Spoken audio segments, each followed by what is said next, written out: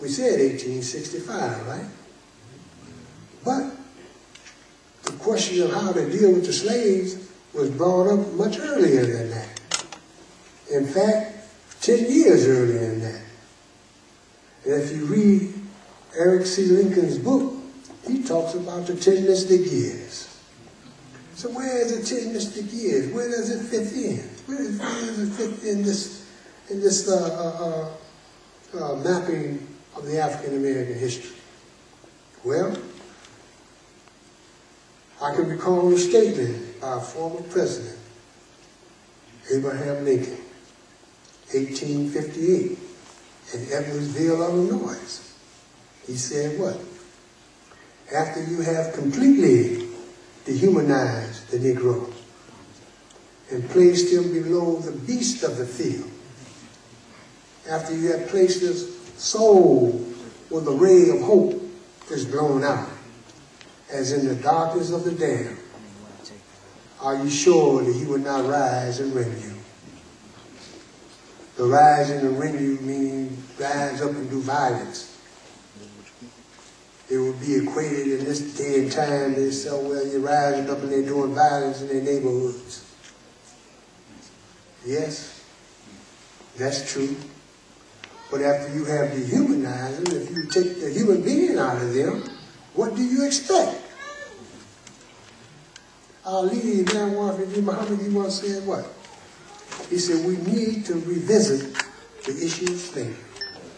He said, there's never been a sociological study on the effects that slavery has had on our people. And even to this day, they give us a little snippets of here and there about how they see our African American brothers and sisters and their evolving and their evolution here in America. But that's not enough.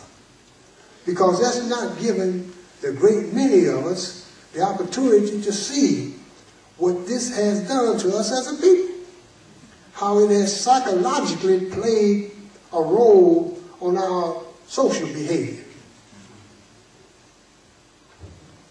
Yes, we have been marked by it. In fact, we have been crippled by it, mentally.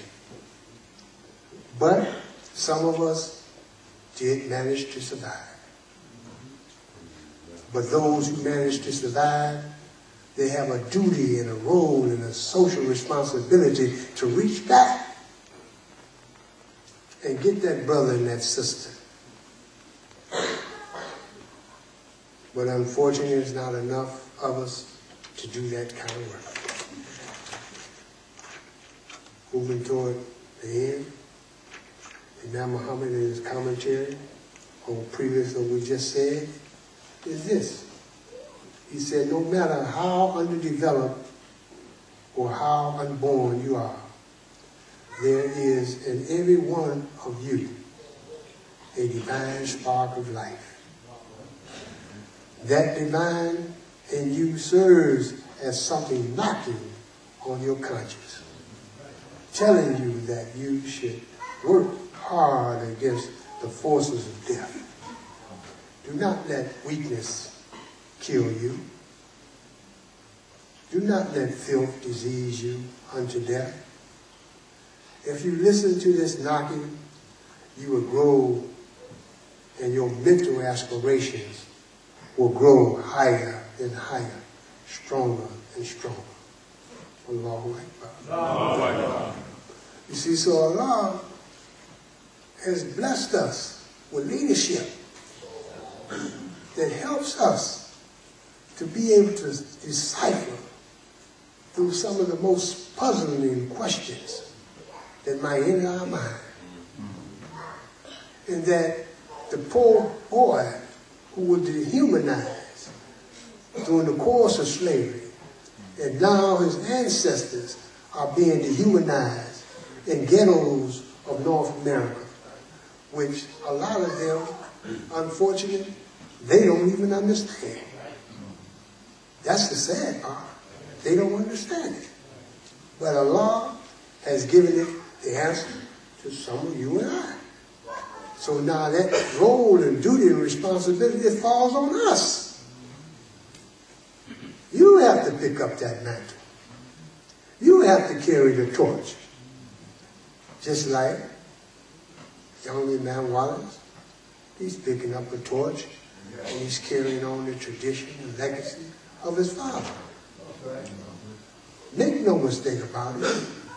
This is not trying to elevate a supreme body of people or family. No. This is much bigger than that.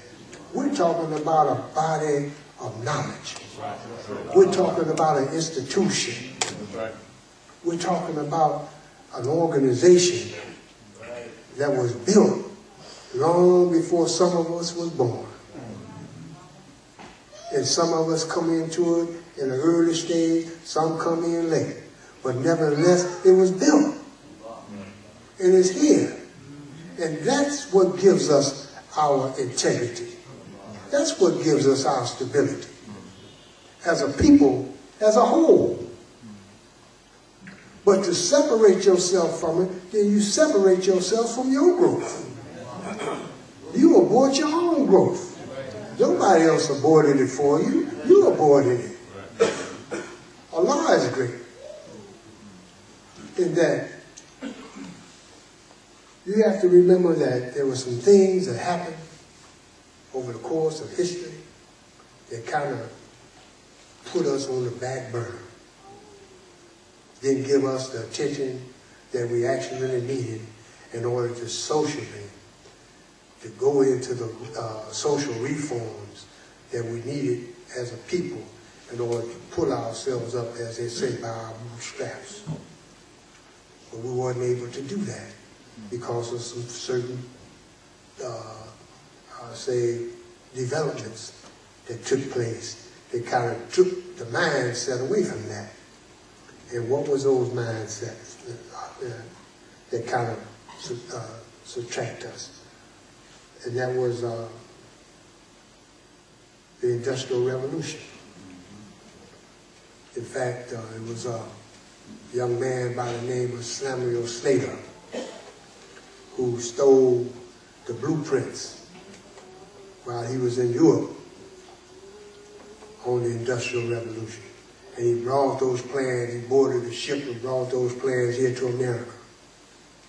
And in bringing these plans here to America, that's where the turn of the 19th century, when it took off. And so white folks was busy and they were caught up on this Industrial Revolution that they couldn't see themselves engaged in anything else.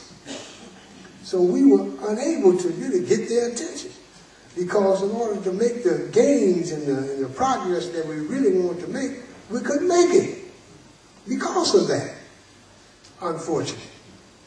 But you have to remember that there were several things. Another was the Kitty Hawk, the Wright brothers. When that was 1903. Now, these events were kind of like drawing them away because they were beating their chests. They were full of pride. They were full of the, what you call advancements, that they see themselves, they were gravitating or they were pulling themselves in directions in which that they had never gone before.